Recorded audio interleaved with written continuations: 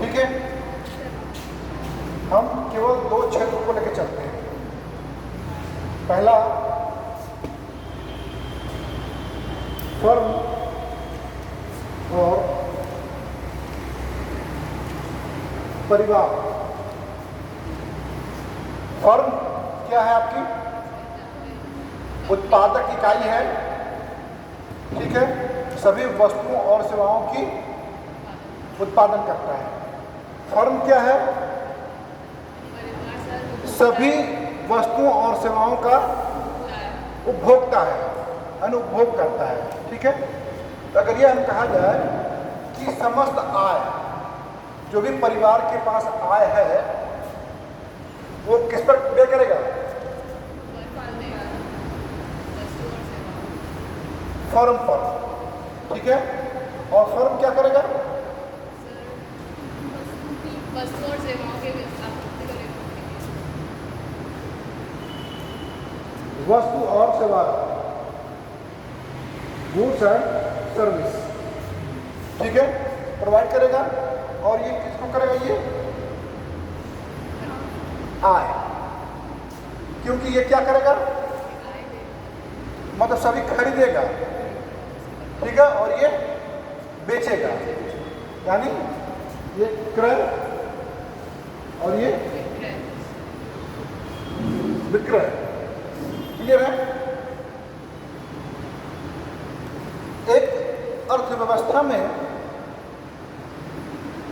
यानी जो भी आपके पास आए हैं वो पहले बचत नहीं की जाती है। क्या की जा रही है? समस्त की समस्त आय कहाँ पे कर दी जाती है?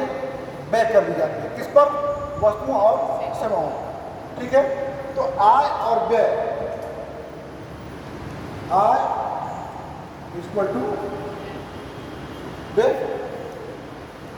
बराबर हुआ? बराबर हुआ कि नहीं? फर्म जो है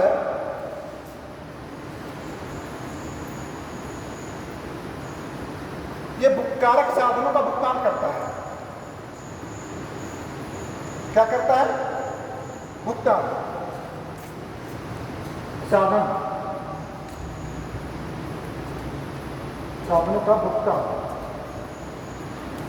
साधनों में भुगतान क्या क्या होता है? भूमि, श्रम, पूंजी, उद्यमी, ठीक है। क्लियर है? यहां तक कोई दिक्कत किसी को? आप बोल रहे हो वहां समझ में आ रहा, दिखाई दे रहा है? अगर दिक्कत हो दिखा रहा जाओ, कहीं कभी छोटा हो जाता है, चमकता होगा, तो आप इधर आ जाओ, चेयर है आप चेयर लेके आ जाओ, या फिर बोर्ड को इधर कर लिया जाए। आपको समझ में आ रहा है? वहां पे सुनाई दे रहा है? समझ में आ रहा है कि नहीं? ठीक है। ये क्या करता है? फर्म जितना भी इसके पास आय होती है वो भी क्या करता है? साधनों का भुगतान कर देता है, व्यय कर देता है, अपने पास में कुछ बचाता नहीं है, ठीक है। और यहां पे क्या करता है? वो आय प्राप्त करता है। क्या करता है? वो आय प्राप्त करता है। क्लियर है? हम यहां इसको कर दें ए, इसको कर दें बी, इसको कर दें सी, ठीक है। तो समस्त आय, जितनी आय प्राप्त हुई, समस्त की समस्त व्यय हो गई, ठीक है ना? यहां तक कोई दिक्कत? ये आपका द्विक्षेत्रीय मॉडल होता है। आय प्रवाह का क्या होगा? ये द्विक्षेत्रीय होगा। अब इसके साथ साथ हम सरकार को भी शामिल कर लें।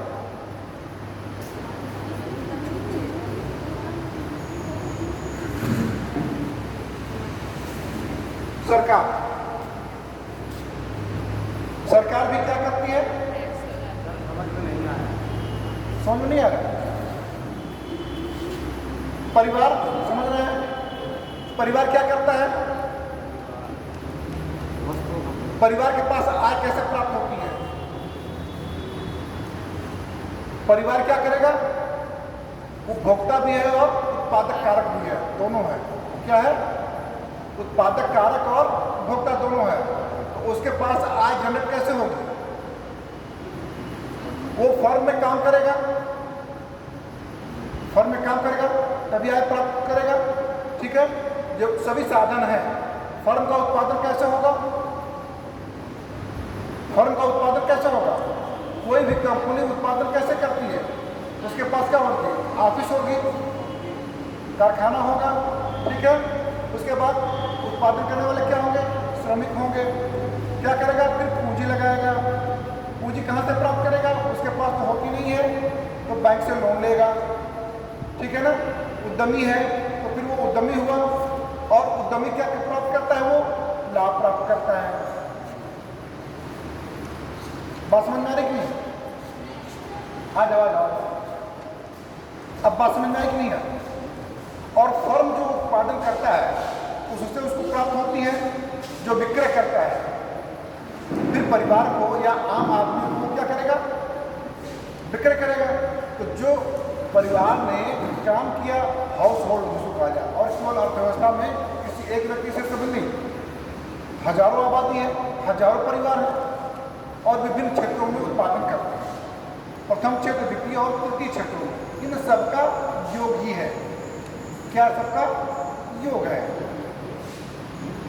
ठीक है, और फर्म जब बेच देगी हाउस होल्ड को तो उसको क्या प्राप्त होगा? आय प्राप्त होगी।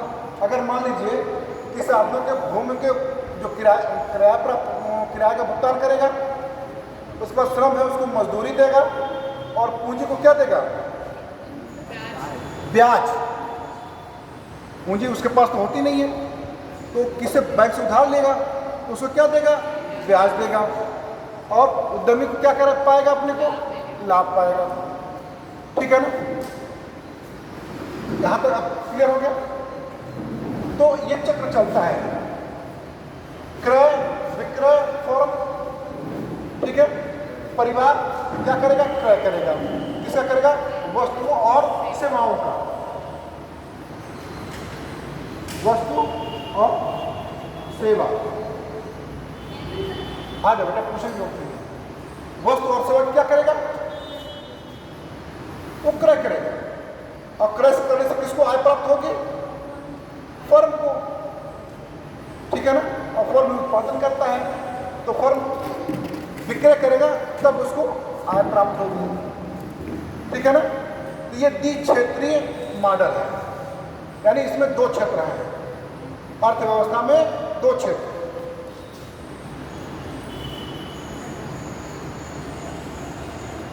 अर्थव्यवस्था में दो क्षेत्र। क्या? फर्म और परिवार। ठीक है, अब इसके साथ हम या तो क्लियर है कि जितना हम आय कर रहे हैं सबका सब क्या हो जा रहा है? व्यय हो जा रहा है। इसलिए जितना भी हम प्राप्त करें वो आय और व्यय दोनों यहाँ पे बराबर है। क्लियर है?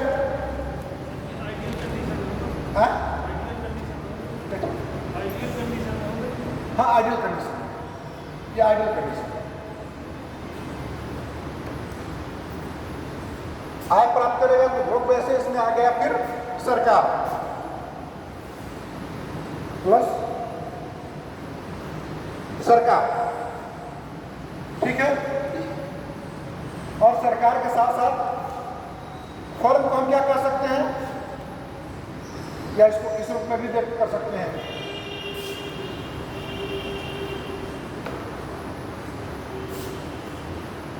आई यानी आपकी क्या होगी? अर्थव्यवस्था होगी। ठीक है, या जिसको कहा जाए राष्ट्रीय आय भी कह सकते हैं। क्या कहते हैं उसको? राष्ट्रीय आय भी कह सकते हैं। तो राष्ट्रीय आय में पहला आपका जो कंज्यूमर होता है, उपभोक्ता होता है, परिवार क्षेत्र है, तो इसको हम अगर सी से करें, और फर्म को जो उद्योग में है इसको आई से करें, और सरकार को जी से करें। ये क्लियर हो गया? ठीक है, अगर हम ये केवल दो क्षेत्र को लेते हैं, सी प्लस आई, तो ये दो क्षेत्र हो गए। ठीक है, टू सेक्टर मॉडल हो गया। अगर इसी में अगर हम केवल जी को लें तो ये 3 क्षेत्र हो गया, 3 सेक्टर हो गया। अब बस इसमें हम विदेशों से प्राप्त शुद्ध आय क्या करेंगे हम इससे? विदेशों से प्राप्त शुद्ध आय, निवल आय, अगर उसको भी जोड़ दें तो वो कैसे प्राप्त होगा? हम जितना निर्यात करते हैं उसमें से आयात को घटा देंगे तो शुद्ध निवल हो जाएगा, या फिर इसको प्लस x माइनस m, फिर इसको अगर हम जोड़ लेते हैं तो 4th सेक्टर हो जाता है। यानी आय के प्रवाह को हम ये 4 क्षेत्र हैं, ठीक है।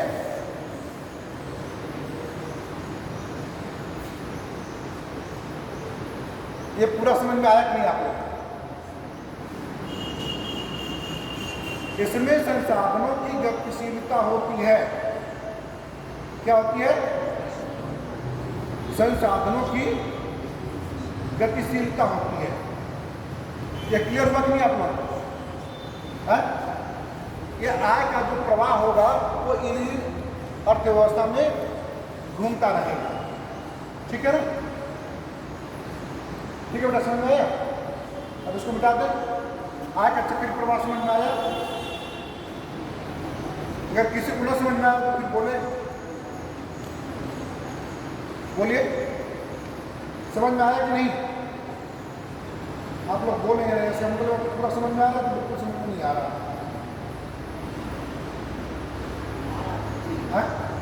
बेटा आप बताओ, बेटा आप बताओ।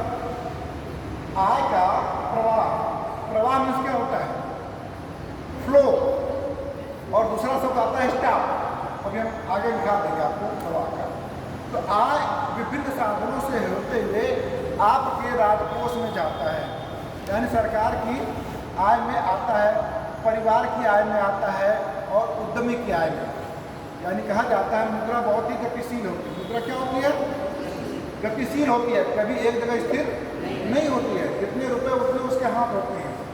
अभी आपको 1000 रुपये दे दिया जाए, अभी आपकी आवश्यकता तुरंत जनरेट हो जाएगी कि मुझे ये लेना है। अगर जब तक आपके पास आय नहीं है तो आपको डिमांड की आवश्यकता नहीं होती है। लेकिन अभी अगर कहीं से मिल जाए, माँ बाप दे दें, या स्कॉलरशिप पा जाए, या कहीं जॉब करते हैं, तुरंत आप जो कपड़े पहनते हैं कहते हैं दिस इज द ओल्ड। आपको क्या चाहिए?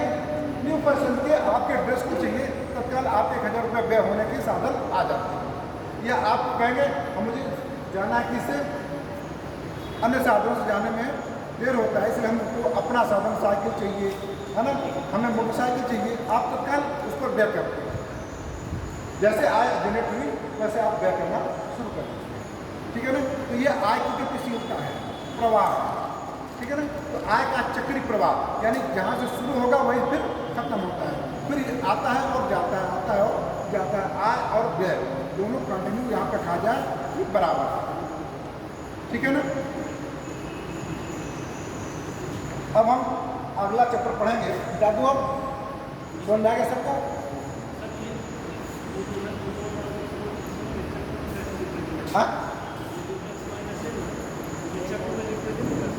हाँ बता रहे हैं। ये परिवार है प्लस यहाँ पे सरकार कर दीजिए, ठीक है। अब प्लस यहाँ पे विदेश, ठीक, क्लियर है। अब सरकार है, सरकार भी वस्तुओं और सेवाओं पर क्या करती है? क्या करती है? व्यय करती है या सब्सिडी देती है, और बदले में लेती क्या है? क्या लेती है? टैक्स। तो इन दोनों से, जो फर्म से सरकार, ये चीज, इसमें 2 चीज आई। पहला इनकम टैक्स प्लस सब्सिडी, सहायता। जैसे इनकम टैक्स आपके वस्तुओं सेवाओं परोक्ष कर के रूप में लेती है, और सब्सिडी जैसे पेट्रोल पर क्या करती है? टैक्स लगाती है, लेकिन एलपीजी पर क्या करती है? सब्सिडी देती है, ठीक है ना। आपको पढ़ाती है, टैक्स लेती है, लेकिन आपको स्कॉलरशिप भी देती है। तो क्या हुआ, आपकी सब्सिडी हो गई, ठीक है ना। इन दोनों को जोड़ते हैं, इन दोनों को घटाने के बाद जो प्राप्त होगा वो सरकार इसमें शामिल होगा, ठीक है। इसके साथ साथ हम सभी वस्तुओं और सेवाओं का उत्पादन नहीं कर पाते हैं, तो हम विदेशों से भी प्राप्त करते हैं। तो फर्म क्या करेगी, विदेशों से प्राप्त करेगी। जैसे उत्पादन के साधन है आपके, ठीक है, ये कहाँ काम करने जाते हैं, जैसे यहाँ पर रोजगार उनको नहीं मिला और कुशल है, तो ये कहाँ जाएंगे, विदेश में। विदेश में जैसे दुबई में बहुत से लोग काम करने जाते हैं, अमेरिका में सॉफ्टवेयर इंजीनियर के रूप में जाते हैं, तो वहाँ पर वो क्या करते हैं, आय जनरेट करते हैं। क्या करते हैं, वो आय जनरेट करते हैं और जीडीपी में योगदान करते हैं, आर्थिक क्रिया करते हैं। लेकिन क्या वो हमारे देश में शामिल होंगे, नहीं, क्योंकि वो विदेश में शामिल होते हैं, वहाँ की जीडीपी में शामिल होते हैं, ठीक है ना। जीडीपी वहाँ के जीएनपी में, जीडीपी भी नहीं कहेंगे, जीएनपी जीडीपी शुद्ध राष्ट्रीय आय, वहाँ के राष्ट्रीय आय में वहाँ के घरेलू उत्पादन वो करेंगे। लेकिन जब वहाँ के देश, वहाँ के श्रमिक हमारे यहाँ काम करते हैं, हमारे यहाँ इन्वेस्टमेंट करते हैं, तो हमारी आय में वृद्धि हुई, हमारी राष्ट्रीय आय में वृद्धि हुई, जीडीपी में, जीएनपी में, ठीक है ना। इस प्रकार से अब क्या हुआ, वहाँ पे उन्होंने 1 लाख प्राप्त किया और हमारे यहाँ जो काम कर रहा है वो 60,000 का प्राप्त हुआ, तो दोनों का डिफरेंस कितना हुआ, 40,000, यानी 10,000 और 6,000, तो कितना हुआ, 4, ठीक है। तो किसकी आय में वृद्धि हुई, तो शुद्ध अगर हमें जोड़ लें तो हम केवल 4 को ही जोड़ेंगे, 10 को नहीं, ठीक है, तो वो हमारे आय में शामिल हो जाए। इस प्रकार से कहा जाए कि अर्थशास्त्र का चक्रीय प्रवाह आपके 4 क्षेत्रों में बटा गया। तब क्लियर हो गया, बेटा बोलो, बेटा बोलो, क्लियर हुआ, ठीक है ना। और विदेशों से इसको हम कहेंगे x माइनस m, ठीक है, तो इसको बोलेंगे जी। अगर हम केवल यहाँ तक की व्यवस्था लेते हैं, केवल सरकार तक, तो इसको हम कहेंगे क्लोज्ड इकोनॉमी। क्या कहेंगे इसे, क्लोज्ड इकोनॉमी। और जब हम विदेश क्षेत्र को ले लेते हैं तो हम इसे कहेंगे ओपन इकोनॉमी, यानी खुली हुई अर्थव्यवस्था। क्लियर है, यहाँ तक कोई दिक्कत नहीं, बिठा दूंगा, अब इसे लिखाने की जरूरत तो है नहीं।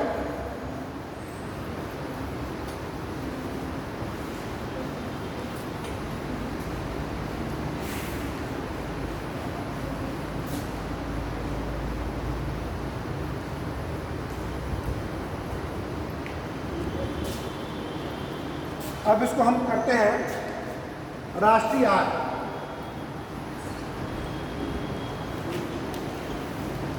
आपने आय पढ़ लिया, ठीक है, आय का चक्र को पढ़ लिया। अब हम राष्ट्रीय आय पढ़ेंगे, नेशनल इनकम।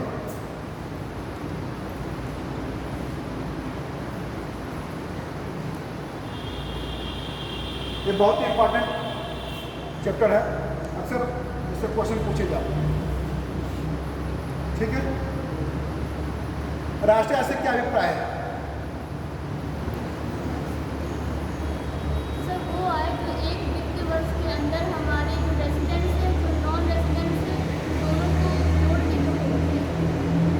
ठीक है, हमने 4 क्षेत्रों में बताया, यानी एक देश या किसी भी देश के एक वर्ष में, वित्तीय वर्ष में उत्पादित अंतिम वस्तुओं और सेवाओं का बाजार मूल्य का योग है। क्या ये योग है, मूल्य का योग है, उसे हम राष्ट्रीय आय कहेंगे। लेकिन इसका एक लेखांकन होता है, राष्ट्रीय आय लेखांकन।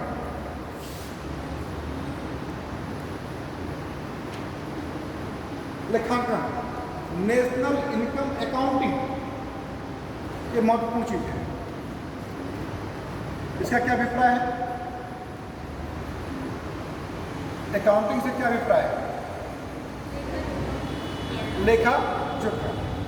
तो राष्ट्रीय आय तथा उससे संबंधित समस्त आर्थिक चरों का योग है। क्या है, कारक साधन यानी समष्टि आर्थिक चर का क्या है, ये लेखा जोखा पूरा है। ठीक है ना।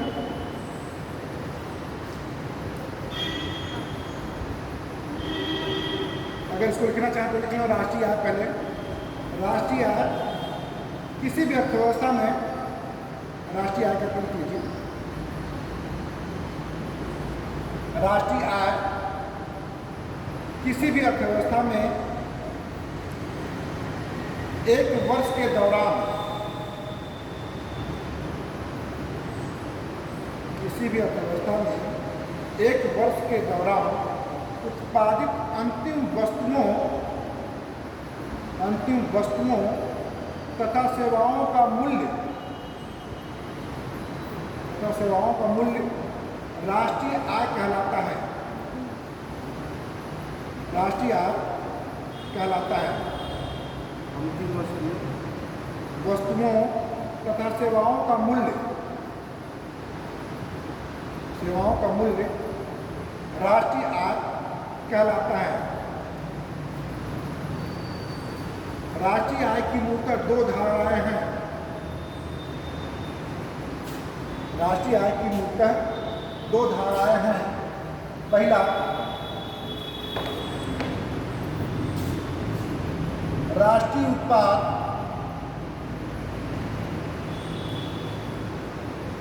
National product. दूसरा, घरेलू उत्पाद डोमेस्टिक प्रोडक्ट।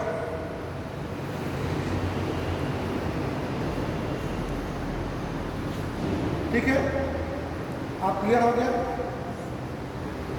घरेलू उत्पाद और राष्ट्रीय उत्पाद। ठीक है।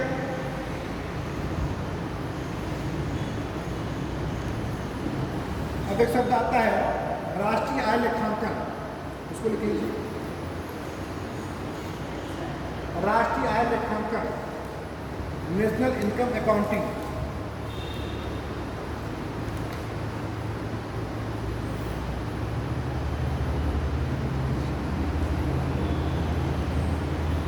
इसमें राष्ट्रीय आय तथा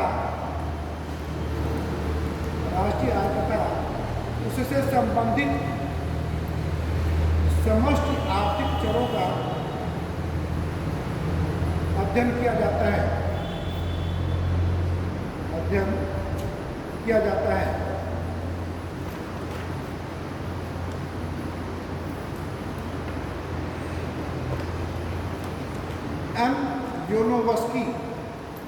एम योनोवस्की के अनुसार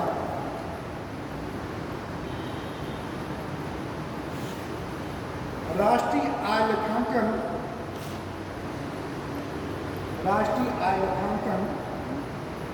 मुख्य रूप से राष्ट्रीय आय, अंतिम उत्पाद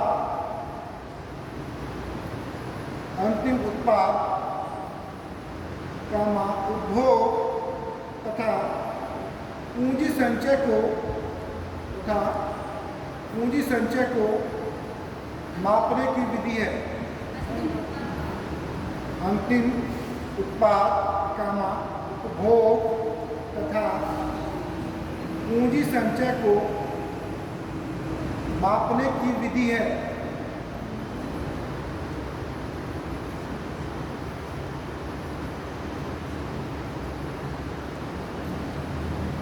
अतः राष्ट्रीय आय से संबंधित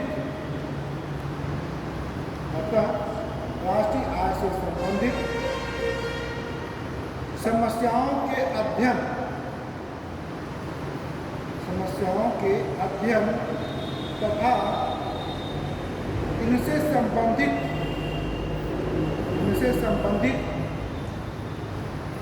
सभी सूचनाओं तथा तथ्यों को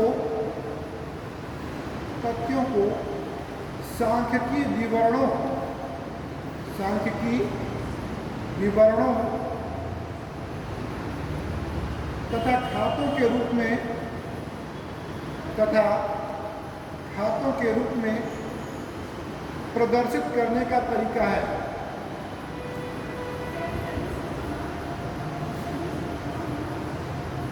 फिर से बोल रहे हैं, राष्ट्रीय आय से संबंधित समस्याओं के अध्ययन तथा इनसे संबंधित सभी सूचनाओं तथा तथ्यों को सांख्यिकीय विवरणों तथा खातों के रूप में प्रदर्शित करने का तरीका है। ये क्लियर हो गया आपको कि अगर राष्ट्रीय आय किसे कहेंगे और राष्ट्रीय आय लेखांकन किसे कहेंगे। फिर कभी कभी ये भी पूछ लिया जाता है कि राष्ट्रीय आय लेखांकन के जन्मदाता कौन है, तो किसे माना जाता है इसे? इसको नहीं, इस राष्ट्रीय लेखांकन पर 2 अर्थशास्त्रियों को नोबेल पुरस्कार मिला हुआ है। ठीक है, लिख लीजिए इसमें। साइमन कुजनेट्स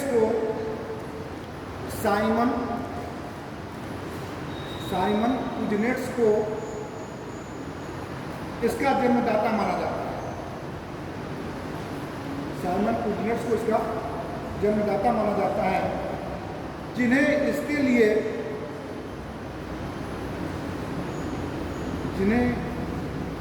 लिए 1971 में अर्थशास्त्र का नोबेल पुरस्कार मिला। 1971 में अर्थशास्त्र का नोबेल पुरस्कार मिला।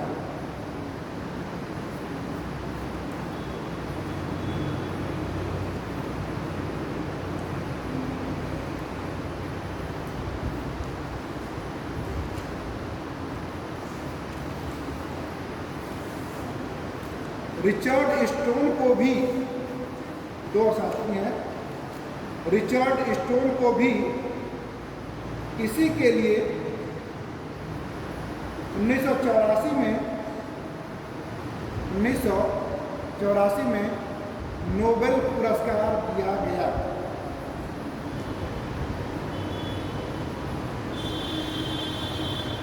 नोबेल पुरस्कार दिया गया। ठीक है, क्लियर है? इसमें कोई दिक्कत? अब हम एक चीज आ जाते हैं उत्पाद पर। ये दोनों में क्या माना? उत्पाद किसका किसका होता है? वस्तु और सेवाओं। वस्तु और सेवा। वस्तु सेवा को अगर बांटा जाए तो किस रूप में बांटा सकते हैं? बहुत इंपॉर्टेंट, बार बार ये चीज रिपीट होती है। इसको मिटा दूँ अब।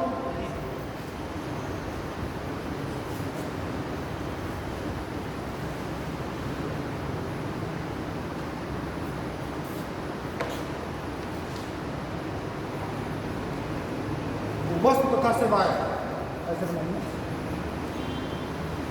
वस्तु तथा सेवाएं। वस्तुएं 2 प्रकार की होती हैं। कौन कौन? अंतिम वस्तु और माध्यमिक वस्तु। अभी हम आपको दिखाया अंतिम वस्तु और माध्यमिक वस्तु।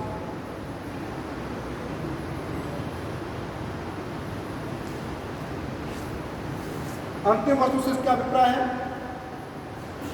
ऐसी वस्तुएं और सेवाएं जिनका दोबारा प्रयोग नहीं होगा। ऐसी वस्तुएं और सेवाएं जिनका दोबारा प्रयोग नहीं होगा, तो फाइनल रूप से उपभोक्ता को उपभोग के लिए प्रस्तुत किया जा सकता है। ठीक है, जैसे मोबाइल, पेन, कपड़ा। इसका क्या है? ये क्या वस्तु है? ये आपका फाइनल गुड्स है, अंतिम वस्तु है। फिर इसमें क्या होता है? सृजन, आय का सृजन नहीं किया जा सकता। ठीक है, जैसे भोजन, मिठाई, मनोरंजन की वस्तुएं आप एक ही बार में उसको उपभोग कर जाते हैं। तो ऐसी वस्तुओं को क्या कहेंगे हम? अंतिम वस्तु या फाइनल गुड्स। ठीक है। माध्यमिक वस्तुएं, इसको हम बोलते हैं इंटरमीडिएट गुड्स। इंटरमीडिएट गुड्स से क्या अभिप्राय है? ऐसी वस्तुएं और सेवाएं जो दूसरी वस्तुओं और सेवाओं के रूप में प्रयोग की जाती है, यानी दूसरी वस्तुओं सेवाओं के उत्पादन में सहयोग करती है। ऐसी वस्तुओं को हम माध्यमिक वस्तुएं कहते हैं। जैसे रोटी बनाने के लिए आटे का प्रयोग, ठीक है, गेहूं और आटा, ये दोनों क्या होंगे? आपकी माध्यमिक वस्तुएं होंगे। अगर हम इसी को रूप में उत्पादन के रूप में अगर देखा जाए, उत्पादित वस्तुओं के रूप में उत्पादित करते हैं, दो वस्तुएं करते हैं, एक पूंजीगत वस्तु का उत्पादन करते हैं और एक सामान्य उपभोग की वस्तु का उत्पादन करते हैं। तो पूंजीगत वस्तु की जब हम उत्पादन में करते हैं तो उससे आपको क्या होती है? हम ऐसी वस्तुएं सेवाएं जो क्या होती हैं? ड्यूरेबल होती हैं। पूंजीगत वस्तुओं को हम टिकाऊ वस्तु या ड्यूरेबल गुड्स के रूप में भी कहते हैं। ठीक है, ये क्लियर हो गया यहाँ पर। अब अंतिम उपभोग को भी दो भागों में बांटते हैं।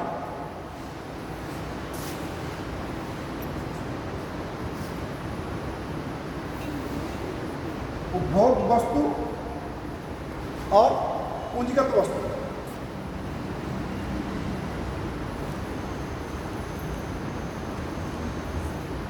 पूंजीगत वस्तु में क्या आएंगे? उपभोग वस्तु में क्या आएंगे?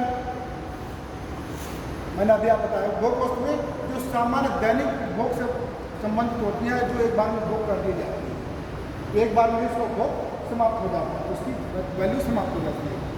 पूंजीगत वस्तुओं में क्या होता है? बोलिए। जैसे मशीन, ठीक है, तकनीक, औजार, ये सब क्या आ जाएंगे आपके? पूंजीगत वस्तु में है, जो जिसका उपयोग हम एक से अधिक वर्षों तक भी करते हैं। एक दिन में भी नहीं करते हैं, 2 महीनों में नहीं करते, बल्कि 1 वर्ष से कई वर्षों तक भी उसका उपयोग करते हैं। जैसे रेफ्रिजरेटर का उपयोग करते हैं आप, ये क्या है? पूंजीगत वस्तु है, उसको हम लग्जरी वस्तु भी कह सकते हैं। ऐसी वस्तुएं जैसे डायमंड का है उत्पादन है। वस्तु 2 प्रकार की होती हैं, एक लग्जरी वस्तु भी होती है उपभोग की और एक सामान्य। तो डायमंड का उत्पादन किस लिए होता है? वो भी उपभोग के लिए होता है, लेकिन वो सभी लोग उसको खरीद नहीं पाते हैं। सामान्य व्यक्ति एक अपने जीवन में उसको नहीं खरीद पाता है, ऐसा भी संभव है। तो ऐसी वस्तु क्या होती है? पूंजीगत वस्तुएं होती है। ठीक है, उपभोग वस्तु को भी 2 भागों में बांटेंगे।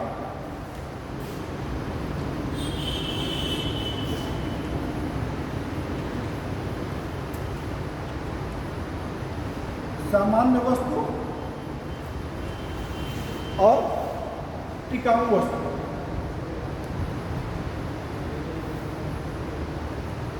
इसमें मशीन आ जाएंगी, उपकरण आ जाएगा, उपकरण हो जाएगा। ठीक है, इसमें माध्यमिक वस्तु में आ जाएगा आपका कच्चा माल। ठीक है, सामान्य वस्तु कोई उदाहरण बताइए, या उपभोग वस्तु? सामान्य उपभोग वस्तु, उसको कर लीजिएगा, उसका सामान्य यहाँ पर नकल उपभोग, सामान्य उपभोग वस्तु। ठीक है,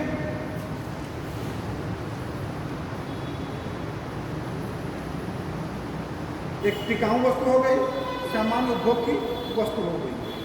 ठीक है, यहाँ तक क्लियर हो गया। फिर सामान्य वस्तु भी हम 2 भागों में बांटते हैं।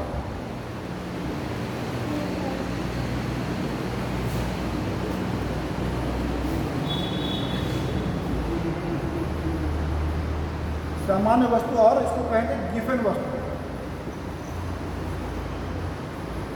गिवन वस्तु या निकृष्ट वस्तु, क्या कहेंगे इसको हम? निकृष्ट वस्तु। ये क्लियर हो गया आप लोग?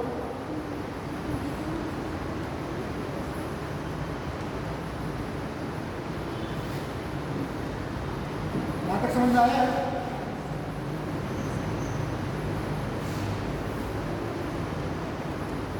एक सामान्य सी हम लेते हैं, किसी वस्तु की मांग कब करते हैं हम, इसके साथ क्या जुड़ा होता है? मांग की परिभाषा क्या है? आप मांग कैसे करते हैं? आपके पास पैसा नहीं है लेकिन बाजार में गए तो आपको मोबाइल फोन की आवश्यकता हो गई, देख कर क्या मांग है? सर जब पैसा भी हो और उस वस्तु को खरीदने की इच्छा भी हो। बोलिए, अगर आप इच्छा है तो क्या वो इच्छा मांग के रूप में हो सकती है? क्यों नहीं हो सकती है? क्योंकि एक निश्चित समय बिंदु पर आपके पास आय होनी चाहिए और उसको क्रय करने की क्षमता होनी चाहिए, तो उस वस्तु को क्या कहेंगे हम? मांग कहेंगे। ठीक है ना? एक चीज और हमसे माना जाता है कि मांग और मूल्य, प्राइस और डिमांड, प्राइस और डिमांड, मूल्य और मांग में कैसा संबंध होता है? बोलिए, समान संबंध होता है, धनात्मक होता है या विपरीत होता है? विपरीत होता है। यानी अगर प्राइस बढ़ेगा, प्राइस घटेगा तो क्या होगा? मांग बढ़ जाएगा। और किसी समय विशेष पर जब प्राइस बढ़ेगा तो मांग घट जाएगी। ये मांग और मूल्य के संबंध है। सामान्य भोग वस्तु में क्या होता है कि जब वस्तु की प्राइस और डिमांड, प्राइस जब बढ़ेगा तो डिमांड घटेगी। गिवन वस्तु में क्या होता है? गिवन वस्तु में अगर प्राइस बढ़ेगा तो डिमांड भी बढ़ जाएगी, अगर प्राइस घटेगा तो डिमांड भी घट जाएगी। ऐसे संबंध की वस्तुओं को हम गिवन वस्तु या अति निकृष्ट वस्तु कहते हैं। चाहे वो आपके पूंजीगत वस्तु के रूप में ले लीजिए या सामान्य भोग वस्तु के रूप में लीजिए या सामान्य वस्तु के रूप में ले लीजिए, अगर हम इन दोनों का रिलेट करें, सभी का मूल्य और डिमांड से संबंध है। क्लियर है यहाँ तक? कोई दिक्कत यहाँ? गिवन वस्तु, निकृष्ट वस्तु ऐसी वस्तु है जहाँ मूल्य और मांग में धनात्मक संबंध पाया जाता है कि मूल्य में जब वृद्धि होती है तो मांग में भी वृद्धि, और जब मूल्य में कमी होती है तो मांग में भी कमी हो जाती है। ऐसे कुछ वस्तु के उदाहरण बताइए आप लोग।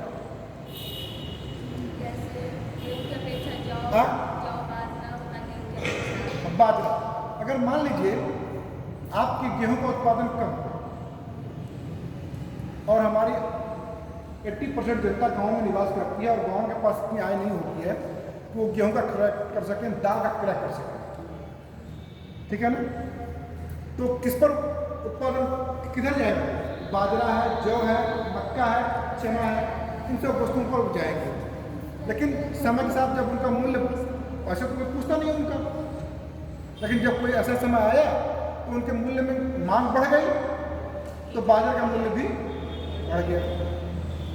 ठीक है ना? तो ऐसी वस्तुएं क्या होती हैं?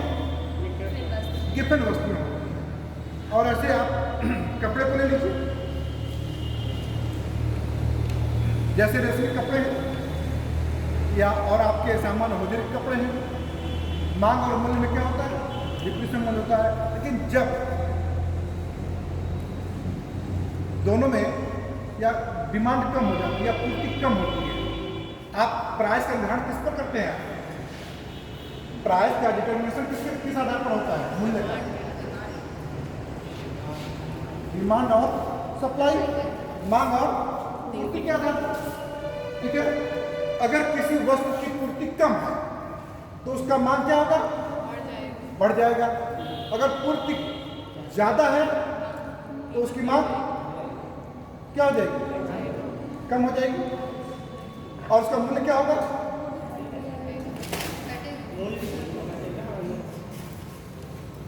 अगर मान लीजिए कि मूल्य में किसी वस्तु, जैसे मान लीजिए इसका लेते हैं, अब बाइक का ही उदाहरण देते हैं। बाइक का ही अगर मूल्य में उसको बढ़ा दिया जाए, पहले जो मूल्य हुआ करता था, एक बाइक का मूल्य लगभग 50,000 में आ जाता था। आज एक बाइक का मूल्य कितना है? 1 लाख है। फिर भी क्या डिमांड कम हो रही कि ज़्यादा हो रही है? बोलिए। ज़्यादा हो रही ये टिकाऊ वस्तु है, लेकिन मांग और मूल्य तो जो सामान्य संबंध होता है, मांग और मूल्य में क्या होता है कि जब मांग बढ़ेगी तो मूल्य भी घटेगा, और जब मांग बढ़ेगी तो मूल्य घटेगा, जब वो बढ़ेगा तो घटेगा। एक दोनों में विपरीत संबंध है। लेकिन हो क्या रहा है? तो ऐसी वस्तु धनात्मक संबंध हो तो ऐसे वस्तु क्या कहते हैं? कहेंगे इसको ये आप भोग के मशीन की टिकाऊ और पूंजीगत वस्तु में आएंगे। तो इसमें क्या होता है? पूंजीगत वस्तु में और टिकाऊ वस्तु में क्या होता है? आप उसको क्या करते हैं? मेंटेनेंस करते हैं। क्या करते हैं उसको? उसको क्या कहते हैं? मेंटेनेंस। उसको आर्थिक क्रिया में क्या कहेंगे? उसको डिप्रिसिएशन। आप मूल्यह्रास क्या करते हैं? उसको मूल्यह्रास। मूल्यह्रास से क्या अभिप्राय है? ये केवल पूंजीगत वस्तुओं में ही लागू होता है। जैसे कोई वस्तु टूट हो गई है ना, कोई अचानक सडन लॉस हो गया, ठीक है, और प्रचलित कास्ट हो, या चलते चलते उसमें क्या हो गई? गिरावट हो गई। इस ऐसी वस्तु क्या कहेंगे हम? जिसमें होता है मेंटेनेंस, क्या कहेंगे? मूल्यह्रास। ठीक है। क्या मूल्यह्रास को हम राष्ट्रीय आय में शामिल करते हैं? जिसको हम माइनस कर देते हैं। लेकिन ये जान लीजिए कि अर्थव्यवस्था में डिमांड और सप्लाई और मूल्य, ये चीज, ये बेशक कंसेप्ट आपको होना चाहिए। डिमांड, सप्लाई और मूल्य, इन सभी वस्तुओं और सेवाओं के संदर्भ में आपको होना चाहिए। ठीक है। सामान्यतः गिवन वस्तु को छोड़कर मांग और पूर्ति में मूल्य और मांग में विपरीत संबंध होता है। क्या होता है? विपरीत संबंध होता है। और किसी विशिष्ट परिस्थिति में, जैसे अगर ये कह लिया जाए डायमंड है, डायमंड महंगा है, लेकिन मांग और मूल्य में क्या विपरीत संबंध है? क्या धनात्मक संबंध है?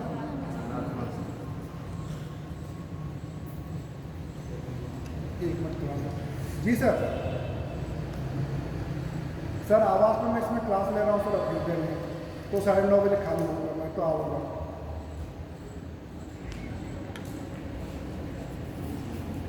तो सर अभी तो मैं क्लास में ले रहा हूँ, अभी देर में। हाँ शाम को मिल जाएंगे, चाहे 10 बजे भेज दीजिए।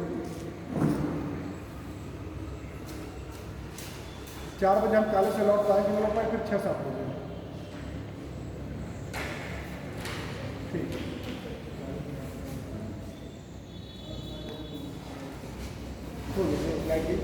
इसको मैं मिटा दूँ, बात समझ में आ गई आपको? इसको आगे हम लिखा भी देंगे।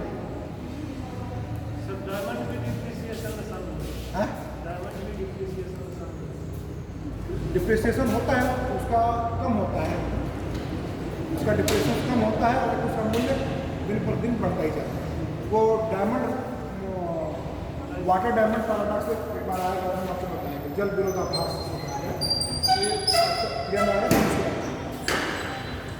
ये बहुत ही इंटरेस्टिंग सब्जेक्ट होता है, बशर्ते आपका इंटरेस्ट होता है कि नहीं। ये आप लोग कितना मालूम था? गिवन वस्तु भी होती है,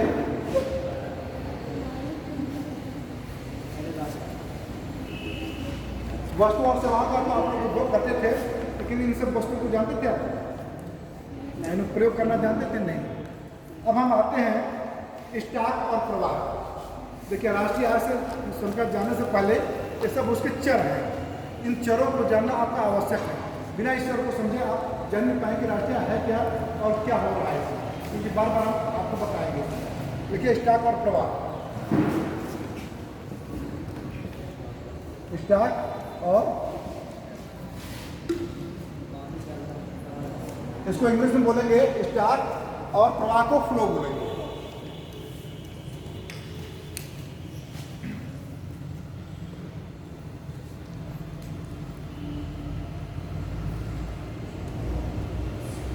इसको लिख लीजिए 2 लाइन।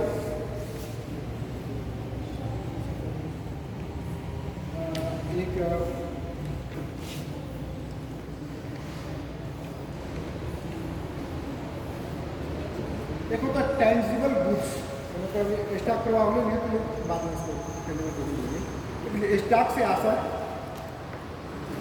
स्टॉक से आशय एक निश्चित समय, पॉइंट ऑफ टाइम पर एक वस्तु की संचय की गई मात्रा से होता है। संचय की गई मात्रा से होता है।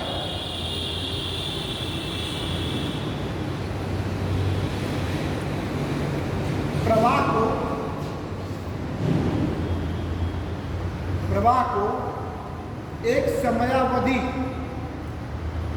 पीरियड ऑफ टाइम, प्रवाह को एक समयावधि, पीरियड ऑफ टाइम के लिए वस्तुओं एवं सेवाओं की मात्रा,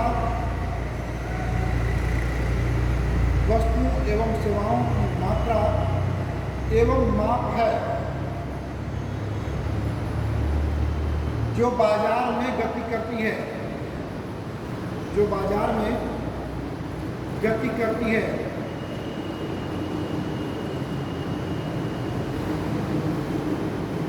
स्ट्रक्चर का कोई समय आयाम यानी टाइम डायमेंशन नहीं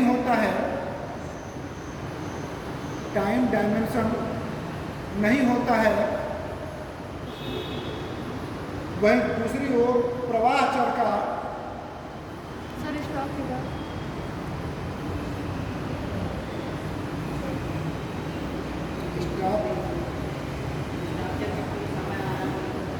स्ट्रक्चर का कोई समय आयाम नहीं होता है, वहीं प्रवाह चर का एक निर्दिष्ट समय काल, स्पेसिफिक पीरियड ऑफ टाइम होता है।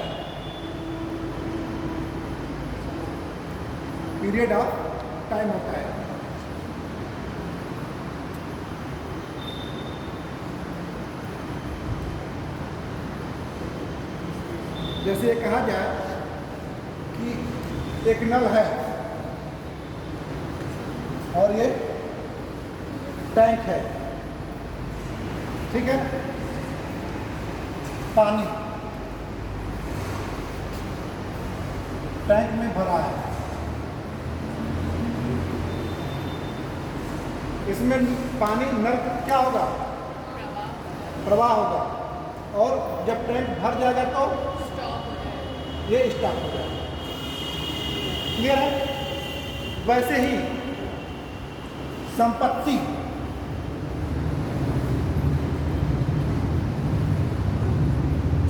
क्या होगी,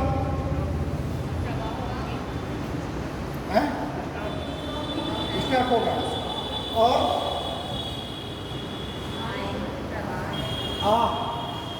क्या होगी, प्रवाह होगा। ठीक है। मुद्रा की मात्रा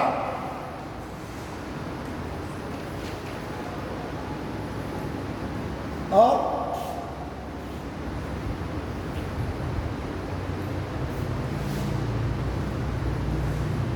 मुद्रा का व्यय, मुद्रा की मात्रा क्या होगा, स्टॉक होगा। क्यों होगा, क्योंकि ये पॉइंट ऑफ टाइम है। क्या ये पॉइंट ऑफ टाइम है, और मुद्रा का व्यय क्या है, पीरियड ऑफ टाइम है। आप एक समयावधि में इसको व्यय करते हैं, एक ही समय पर व्यय नहीं करते हैं। आप 1 महीने की सैलरी पाते हैं लेकिन उसको खर्च कितना करते हैं, महीने भर में करते हैं। ठीक है, तो आय प्राप्त करते हैं और उसको महीने भर में व्यय करते हैं। और मुद्रा की मात्रा जैसे 50,000 रुपया है तो क्या है आपका स्टॉक है। ठीक है,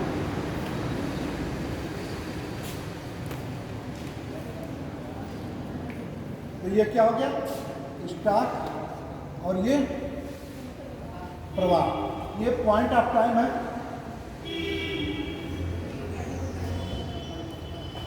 और ये period of time.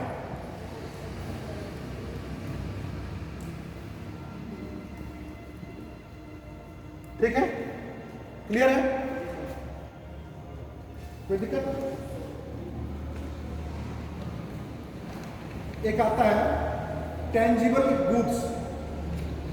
Tangible means क्या होता है पता है? टेंजिबल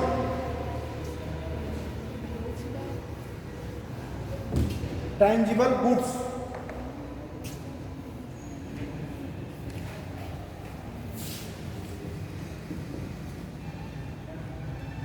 टेंजिबल गुड्स, इसको कहेंगे मूर्त वस्तु। मूर्त वस्तु से क्या अभिप्राय है? मूर्त वस्तु टेंजिबल गुड्स, फिजिकल बॉडी है, हाँ इसकी फिजिकल बॉडी है, फिजिकल बॉडी है। और कोई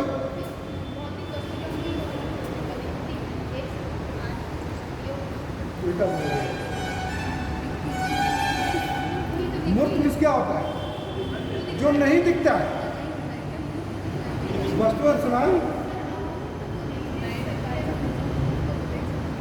मूर्त वस्तुएं ऐसी वस्तुएं हैं जो दिखाई तो देती हैं लेकिन आप उसको छू नहीं सकते हो, उसको खा नहीं सकते हो।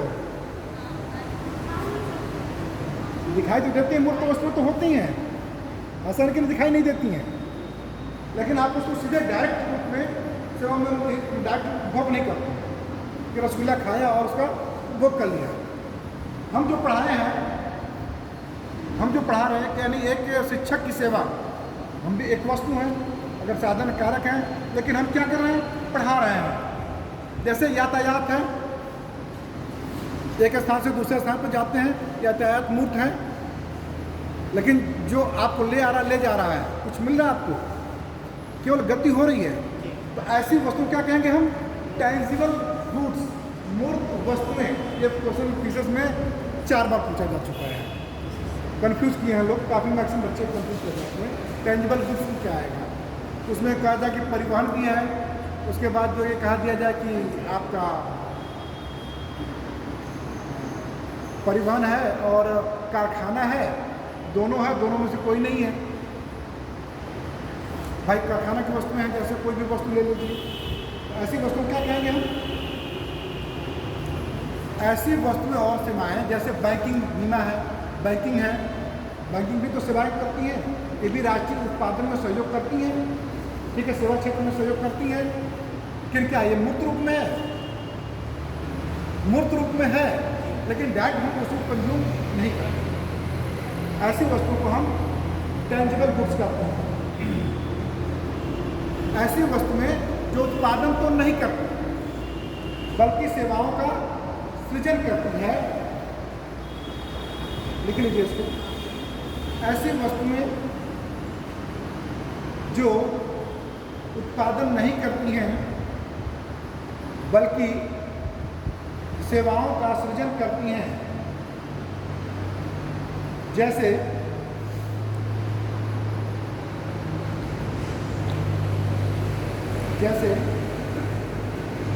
प्रशासक, बैंकिंग,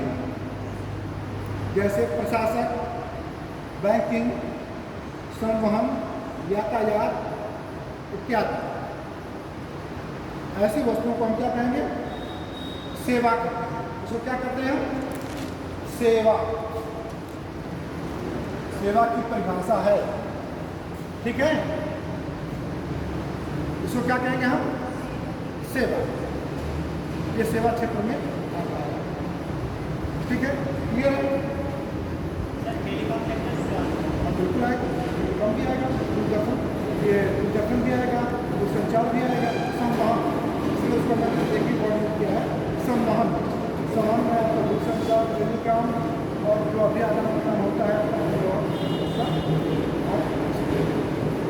ठीक है?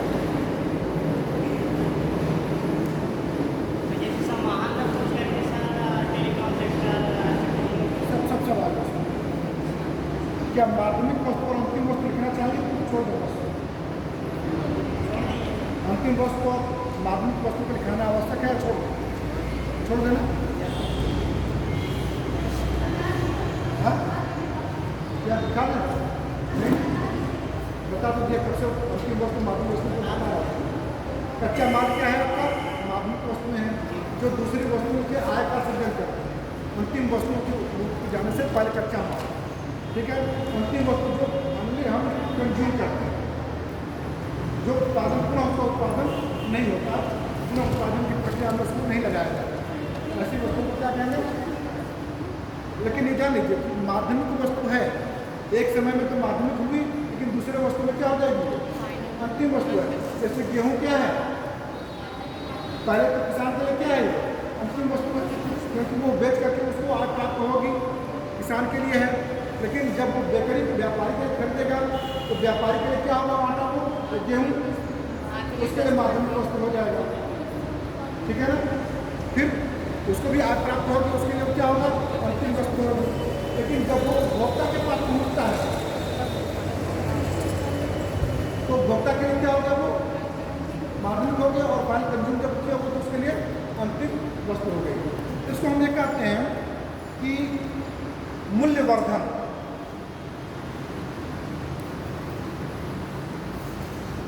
शब्द आता है मूल्यवर्धन।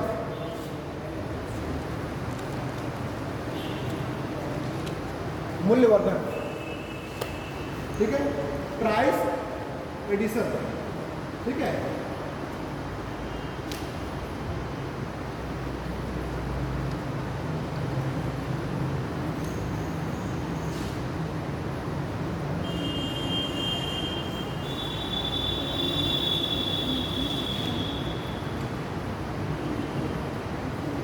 देख लीजिए मूल्यवर्धन में, मूल्य एडिशन, जब कुछ आगतों इनपुट्स, जब कुछ आगतों इनपुट्स को उत्पादन को आउटपुट बोलेंगे। आगत इनपुट्स और उत्पादन आउटपुट, जब कुछ आगतों को उत्पादन उसमें आउटपुट में परिवर्तित किया जाता है,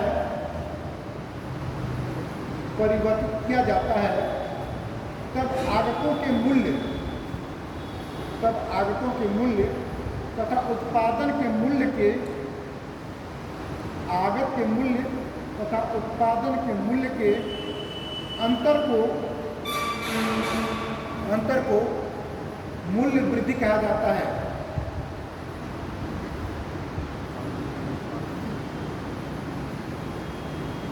ठीक है, क्लियर है? मूल्यवर्धन क्या होगा? आगत और निर्गत के मूल्यों के बीच के अंतर को, ऐसे कहा जाए, आउटपुट और इनपुट और आउटपुट के डिफरेंस को हम क्या कहेंगे? मूल्यवर्धन। जैसे मेज है, मेज का मूल्य क्या होगा? एक सामान कितना हो सकता है? 1500 रुपया, 1500 रुपया, ठीक है? लेकिन इसमें मेज में क्या जुड़ा हुआ है? लकड़ी। इसमें लकड़ी का मूल्य क्या होगा? लकड़ी का मूल्य कितना होगा? 1000।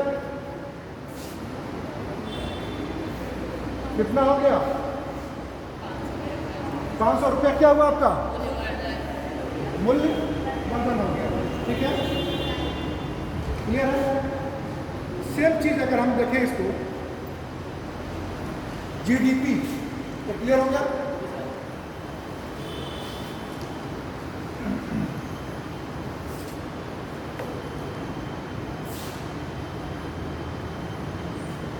जीडीपी में क्या होगा? Gross domestic product. सकल घरेलू उत्पाद, ग्रॉस डोमेस्टिक प्रोडक्ट लिख लीजिए इसको। किसी देश की घरेलू सीमा के अंदर,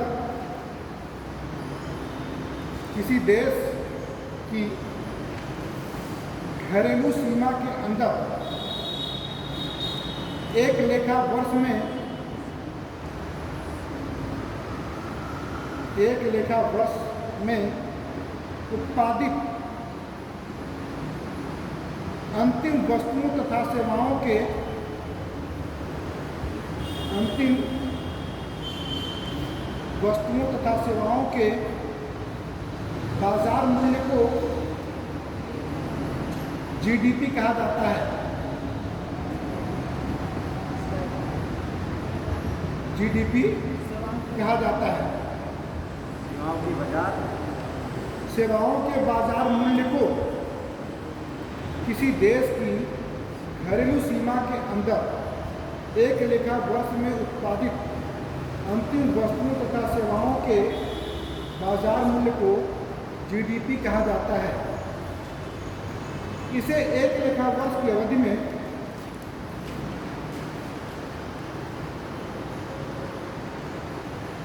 एक लेखा वर्ष की अवधि में एक देश की घरेलू सीमा के अंदर, एक देश की घरेलू सीमा के अंदर सभी उत्पादन इकाइयों द्वारा, सभी उत्पादन इकाइयों द्वारा की गई सकल मूल्य वृद्धि, द्वारा की गई सकल मूल्य वृद्धि, gross value added, GVA, GVA, gross value added कहा जाता है।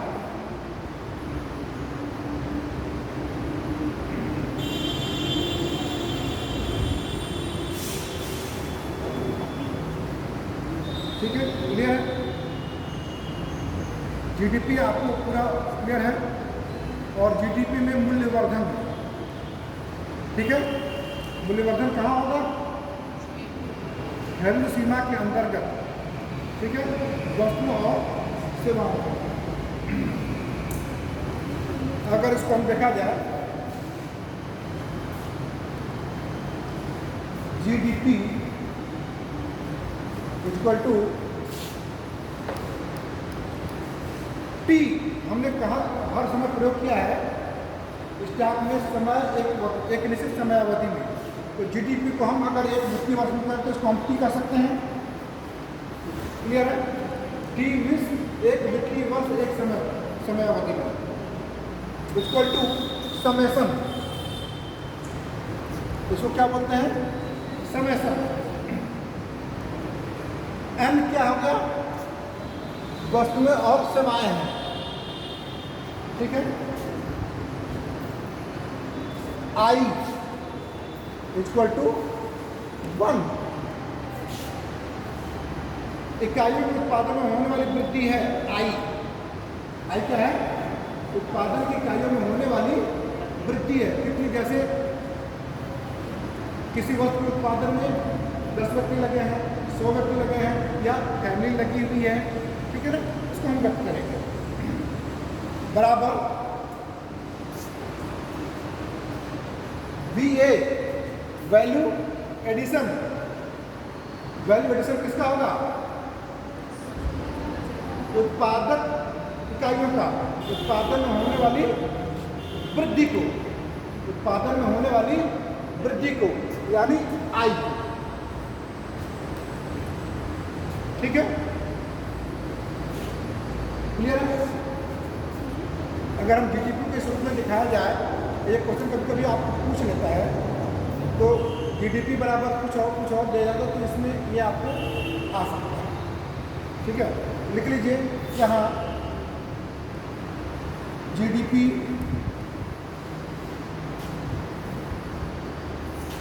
यानी टी कह लिया जाए समयावधि, समयावधि में टी समयावधि में जीडीपी, यानी टी समयावधि में जीडीपी।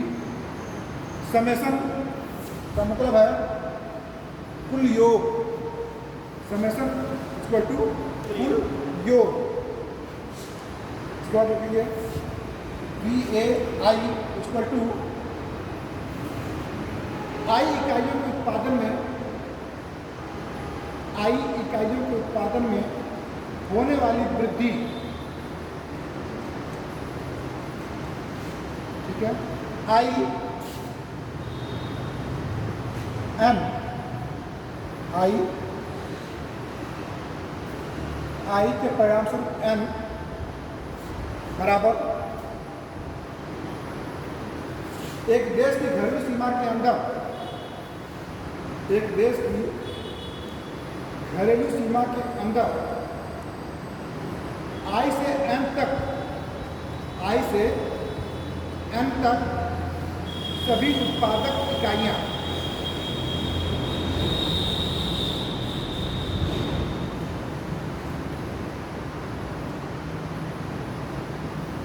उत्पादक इकाइयाँ। अब सकल घरेलू उत्पाद को आप लोग समझ गए होंगे, आप इस रूप में भी और लिखित रूप में भी, ठीक है।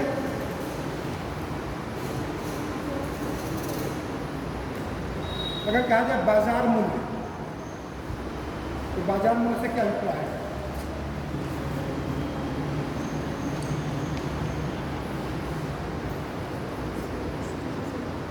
क्या दो?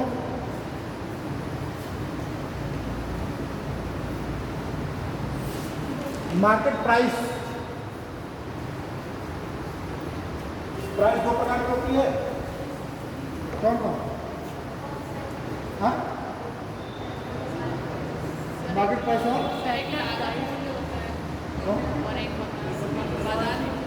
बाजार मूल्य और दूसरा लागत मूल्य, हाँ, और कॉस्ट प्राइस। कौन कौन खड़े होगा?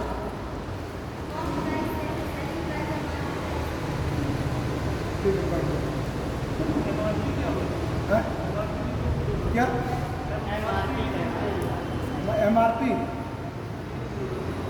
मार्केट प्राइस, MRP यानी बाजार मूल्य पर, ठीक है। MRP का मतलब यही है। देखिए मूल्य को अगर कहा जाए, हम जीडीपी के रूप में लेंगे तो दो रूप में,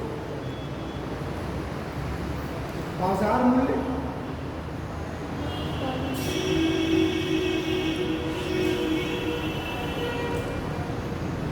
बाजार मूल्य, जिसको हम कहेंगे चालू मूल्य, चालू मूल्य, और दूसरा स्थिर मूल्य,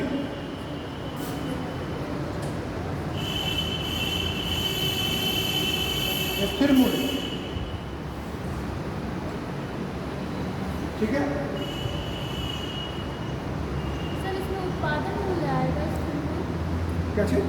जो स्थिर मूल्य आप बता रहे हो इसमें उत्पादन आएगा, उत्पादन मूल्य। उत्पादन मूल्य तो आएगा ही, लेकिन कब आएगा? सब टाइम से संबंधित हैं। देखिए अर्थशास्त्र की सबसे बड़ी चीज़ ये है कि एक कड़ी से दूसरी कड़ी जुड़ी हुई होती है। एक कड़ी को आपने तोड़ दिया तो फिर समझ में नहीं आता है, ठीक है ना। बाजार मूल्य से अभिप्राय यह है कि जो आप बाजार में जाते हैं और जो उसका मूल्य होता है, ठीक है ना। और स्थिर मूल्य या साधन मूल्य, स्थिर मूल्य को भी हम क्या कहेंगे? साधन या कारक लागत मूल्य भी कहेंगे, ठीक है। तो ये दो मूल्य होते हैं। तो बाजार मूल्य पर जब हम करते हैं किसी चीज़ की गणना, यानी नेशनल इनकम यानी राष्ट्रीय आय की गणना हम जब बाजार मूल्य पर करते हैं तो वह वास्तविक रूप में सिद्ध नहीं होती है, या वास्तविक फिगर दिखाई नहीं देती है, क्योंकि उसमें क्या क्या जुड़ा होता है? टैक्स भी जुड़ा होता है, सब्सिडी भी जुड़ा होता है ना, इनकम टैक्स होता है, और प्लस इसमें माध्यमिक वस्तुएं भी होती हैं, ठीक है ना, तो सबका जोड़ हो जाता है। तो दोहरी गणना से बचने के लिए क्या करते हैं हम कि फैक्टर कास्ट पर हम लेते हैं उसको, क्या करते हैं, साधन लागत यानी साधन कारक के आधार पर मूल्यों को लेते हैं, यानी स्थिर मूल्यों के आधार पर लेते हैं। स्थिर मूल्य से अभिप्राय है कि जो वर्तमान किसी वस्तु का मूल्य है तो पिछले वर्ष की तुलना के आधार पर उस वस्तु का मूल्य क्या है। जैसे इस पेन का मूल्य 2021 में 10 रुपये था और 2022 में इसका मूल्य कितना हो गया, 12 रुपये हो गया। कितना हो गया, 12 रुपये हो गया। तो मार्केट प्राइस कितनी हो गई वर्तमान 2022 में, 12 रुपये हो गए, ठीक है। अगर स्थिर कीमतों पर इसका मूल्य देखा जाए तो इसको हम परसेंटाइल पर निकालेंगे, 12/10 गुणे 100, 12/10 गुणे 100 बराबर कितना हुआ, हाँ 1.2% क्या हुआ, मूल्य का वर्धन हुआ। क्या हुआ, मूल्य का वर्धन हुआ। तो बाजार मूल्य पर अगर हम लेंगे तो हमें वास्तविक रूप नहीं होगा, बल्कि हम देखेंगे इस पर स्थिर कीमतों पर जब हम जीडीपी को काउंट करते हैं तो हमें वास्तविक राष्ट्रीय आय प्राप्त होती है स्थिर कीमतों पर, ठीक है। बाजार कीमतों पर लिख लीजिए, इसको कंफ्यूज करेगा क्या ये, या लिखा दूँ, हाँ जी, लिख लीजिए। बाजार मूल्य का अनुमान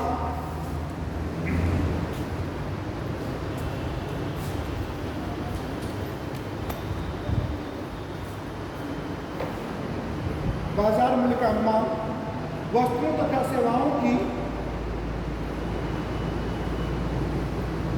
बाजार मूल्य का अनुमान वस्तुओं तथा सेवाओं की मात्राओं को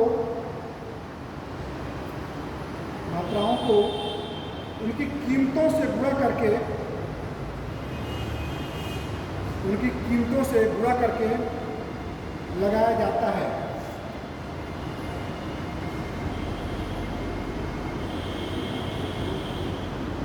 यदि बाजार मूल्य चालू कीमतों पर मापा जाता है, चालू कीमतों पर मापा जाता है, तो यह मौद्रिक सकल घरेलू उत्पाद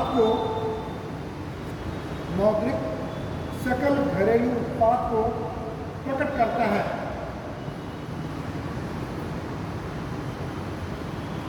इसके विपरीत यदि इसे आधार वर्ष की कीमतों पर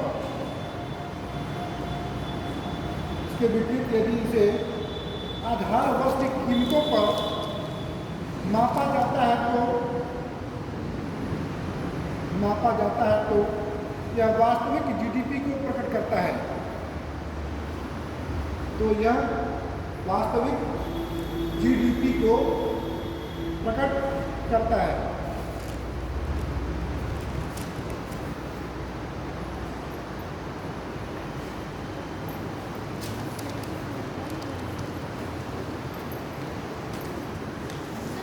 आधार वर्ष है वो इंडिया में 2011 दिया गया है ना, 1500 हो गया। 1500। अब इसको जब आप अर्थव्यवस्था पर आएंगे हम उसको पूरा लिखा देगा, ये कैसे कंफ्यूज करते हैं, ठीक है ना। उसमें हम आपके जब आर्थिक बजट में आप आएंगे और सर्वे में उसमें पूरा हम आपको लिखा देंगे कि कितनी हमारी जीडीपी रही है, कितना आधार वर्ष रहा है। फिर उसमें हम आते हैं क्या, उपभोक्ता मूल्य सूचकांक, थोक मूल्य सूचकांक, मुद्रास्फीति की दर, बेरोजगारी की दर, बचत की दर, निवेश की दर, है ना, पूंजी उत्पादन अनुपात कितना है, कैपिटल लेबर रेशियो कितना है, ठीक है ना, विदेशी मुद्रा भंडार कितना है, आयात कितना हुआ है, निर्यात कितना हुआ है, किन किन वस्तुओं सेवाओं का आयात आप करते हैं, किन किन वस्तुओं सेवाओं का निर्यात करते हैं, इससे कितनी आपको आय प्राप्त होती है ना। ये सब चीज़ें हम आपको लिखित रूप में बता देंगे, समझाएंगे और दिखा देंगे कंपैरेटिव चार्ट, ठीक है ना। तो ये जो बेसिक फंडामेंटल जो है ये चीज़ आप लोग को समझ में आ जाएगी। अगर हम आपको पहले जीडीपी फैक्टर कास्ट पे इतना हो गया, तो जब आप जीडीपी समझेंगे नहीं, फैक्टर कास्ट समझेंगे नहीं, है ना, आधार वर्ष को समझेंगे नहीं, फिर मैं वो क्या बोलते हैं उसको वर्ड के रूप में चला जाएगा बाजार मूल्य पर, जीडीपी फैक्टर कास्ट पर, एज मार्केट प्राइस पर। बाजार कीमत को क्या कहेंगे हम? Market price. देखिए दो चीज़ें, जीडीपी मार्केट प्राइस और जीडीपी फैक्टर कास्ट, ठीक है। साधन लागत पर और बाजार मूल्य, ठीक है ना, ये दो चीजें। साधन लागत और बाजार मूल्य में क्या डिफरेंस होता है?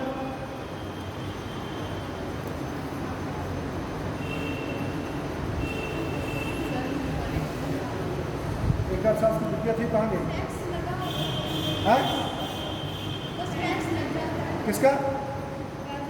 साधन लागत से जो मार्केट में जाएगा तो टैक्स वसूल।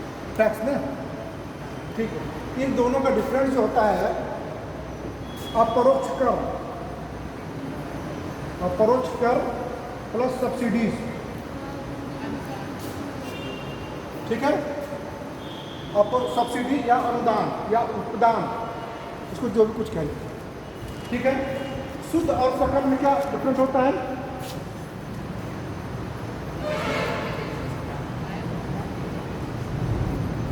शुद्ध और सकल, शुद्ध में क्या होता है, सकल में क्या डिफरेंट होता है? शुद्ध में हम जो अपने देश के अंदर के लोग होते हैं, रेसिडेंट्स, जो विदेशी आय होती है उसको हटा दिया जाता है। मूल ह्रास को घटा दिया जाता है। मूल्य ह्रास को यानी टूट को हटा दिया जाता है, इसका अंतर होता है मूल्य ह्रास।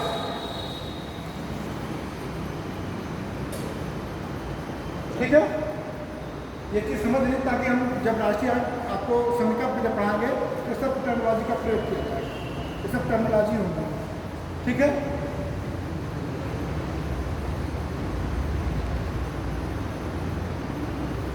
मूल्य ह्रास भी लिख लीजिए आप लोग जल्दी से। डिप्रिसिएशन, मूल्य ह्रास,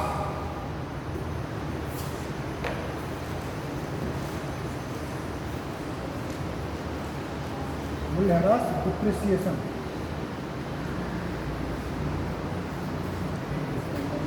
पूंजीगत वस्तुओं की, लिख लीजिए, पूंजीगत वस्तुओं की नियमित टूट का समायोजन करने के क्रम में पूंजीगत वस्तुओं की नियमित टूट का समायोजन करने के क्रम में सकल निवेश के मूल्य से किए गए लोग को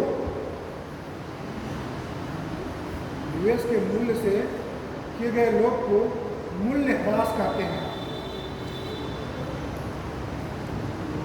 मूल्य से किए गए लोग को मूल्य ह्रास कहते हैं।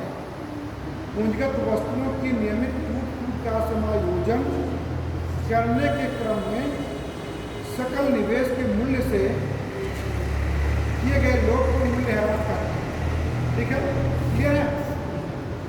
इसके आगे लिखिए, इसे पूंजीगत वस्तुओं के भोग व्यय, इसे पूंजीगत वस्तुओं के भोग व्यय के रूप में भी जाना जाता है। पूंजीगत वस्तुओं के भोग व्यय के रूप में भी जाना जाता है। यह केवल टिकाऊ भोक्ता वस्तुओं के मूल्य में ही होता है। यह केवल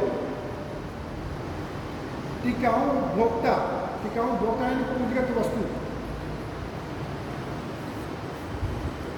भोक्ता वस्तुओं के मूल्य में ही होता है। साधारण भोग वस्तु में नहीं। मूल्यह्रास साधारण भोग वस्तु में नहीं होता है। बहुत तेज दिखा दे रहा हूँ क्या? छूट जा रहा हूँ।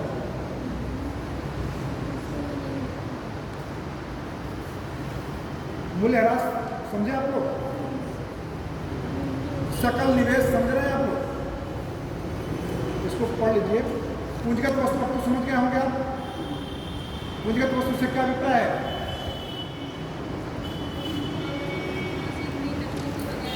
पूंजीगत वस्तु से क्या अभिप्राय है? ऐसी वस्तुएं और सेवाएं जो उत्पादन में वृद्धि करती हैं। क्या करती हैं? उत्पादन में वृद्धि करती हैं। जैसे उपकरण, मशीन, ये सब आपके क्या है? पूंजीगत वस्तु है। ठीक है ना?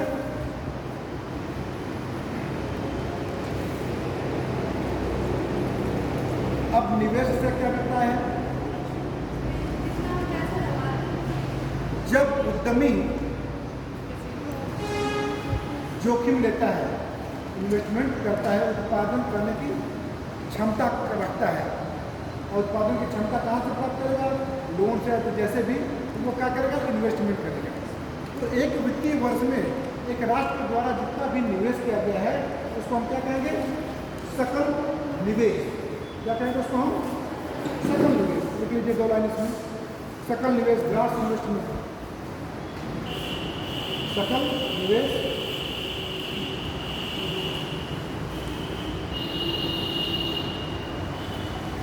हमारे अंतिम निर्गत का हिस्सा, हमारे अंतिम निर्गत का हिस्सा पूंजीगत वस्तुएं भी होती हैं।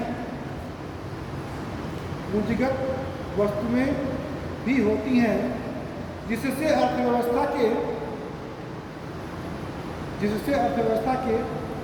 सकल निवेश की रचना होती है। जिससे अर्थव्यवस्था के सकल निवेश की रचना होती है। इनमें मशीनें, औजार, उपकरण, भवन, कार्यालय, गोदाम एवं आधारभूत संरचना आदि हो सकते हैं।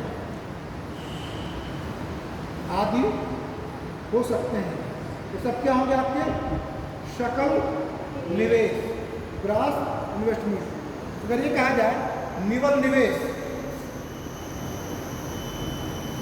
निवल निवेश बराबर क्या होगा? सकल निवेश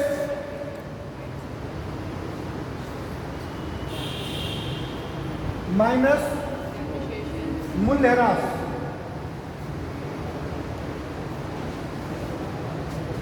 ठीक है? क्लियर है?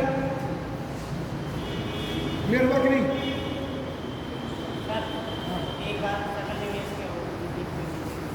सकल निवेश का मतलब ये होता है, अच्छा उसको, हमारे अंतिम निर्गत का हिस्सा पूंजीगत वस्तुएं भी होती हैं। निवेश किसमें किया जाता है? केवल पूंजीगत वस्तु में ही किया जाता है। ठीक है? जिससे अर्थव्यवस्था के सकल निवेश की रचना होती है। यानी पूंजीगत वस्तुओं के क्रय पर जो व्यक्त किया जाता है, पूंजीगत वस्तुओं के क्रय पर जो हम राशि खर्च करते हैं उसको हम निवेश करते हैं। ठीक है? क्लियर हो गया? इसमें कौन कौन से आएंगे? जैसे मशीन, उपकरण, भवन, कार्यालय, गोदाम, आधारभूत संरचना। एक शब्द है आधारभूत संरचना से क्या लगता है? अक्सर ये वर्ड प्रयोग किया जाता है। क्या होता है?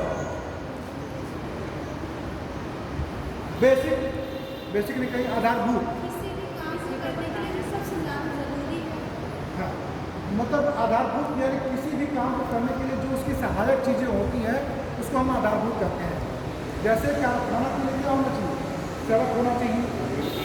ठीक है ना? इसके साथ साथ क्या होना चाहिए? बिजली होनी चाहिए, पानी होना चाहिए। आपके जीवन के आधारभूत आवश्यकता क्या है?